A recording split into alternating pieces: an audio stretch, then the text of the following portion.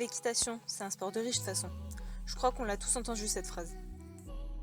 Il faut dire ce qui est. L'entretien d'un cheval et toutes les infrastructures qui vont autour, ça coûte cher.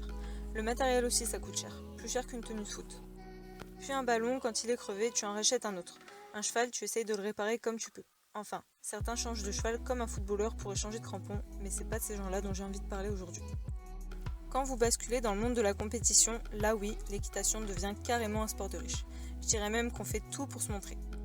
C'est à qui aura le plus beau cheval, la dernière bombe à la mode ou la selle dernier cri. Et puis il faut l'avouer, sortir en concours, ça a forcément un coût. Bien sûr, il y a des exceptions, mais moi, quand je pense compète, je pense tout de suite à ces sales gosses à qui les parents cèdent tout, qui n'ont aucune éducation, aucune valeur et à qui tout est dû. Vous connaissez forcément cette tête à claque. On en connaît tous une, de près ou de loin. Malheureusement, je crois que les personnes qui ne font pas partie du monde du cheval ont cette image du cavalier. Cette personne prétentieuse, imbue de sa personne et qui snobe tout le monde parce qu'elle a de l'argent. Mais vous savez, j'ai un cheval. Je monte à cheval et j'ai même le luxe d'avoir mon cheval chez moi sur mon terrain qui fait 1 hectare. Pourtant, mon père n'est pas PDG d'une grande boîte et ma mère n'est pas une de ces femmes qui se fait entretenir par son mari. Je n'ai pas grandi dans le 7e, j'ai grandi dans la merde, en banlieue. Alors j'ai pas grandi dans la misère dans les cités, mais pas non plus dans les beaux quartiers. Quand j'étais gosse, ma mère était employée en tant qu'assistante commerciale dans une boîte et mon père travaillait comme un chien à son compte en tant que paysagiste. On n'était pas à plaindre, mais on roulait pas sur l'or non plus. Je dis pas ça pour me plaindre, je dis ça pour rappeler qu'il faut jamais oublier d'où l'on vient. Mes parents ont fait des sacrifices pour nous élever, mon frère, ma sœur et moi. Ils ont fait des sacrifices pour que je puisse faire du poney à 6 ans et ils ont continué jusqu'à mes 16 ans pour que ce sport devenu ma passion continue de m'animer. À 16 ans, j'ai arrêté, mais ça a été mon choix.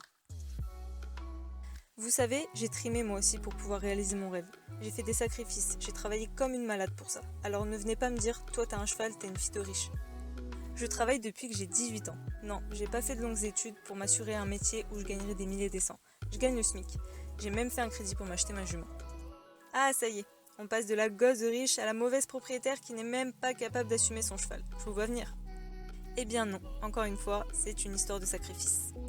Non, je ne suis pas à plaindre, mais plutôt que de m'acheter les derniers tapis ou le dernier pantalon à la mode, je mets tous les mois de l'argent de côté pour pouvoir assumer s'il arrivait quelque chose à un de mes animaux demain. Non, je n'ai pas 50 tenues d'équitation non plus. La plupart de mes pantalons, je les ai eus pour mon anniversaire ou pour Noël, et la plupart du temps, je monte à cheval avec de vieux vêtements.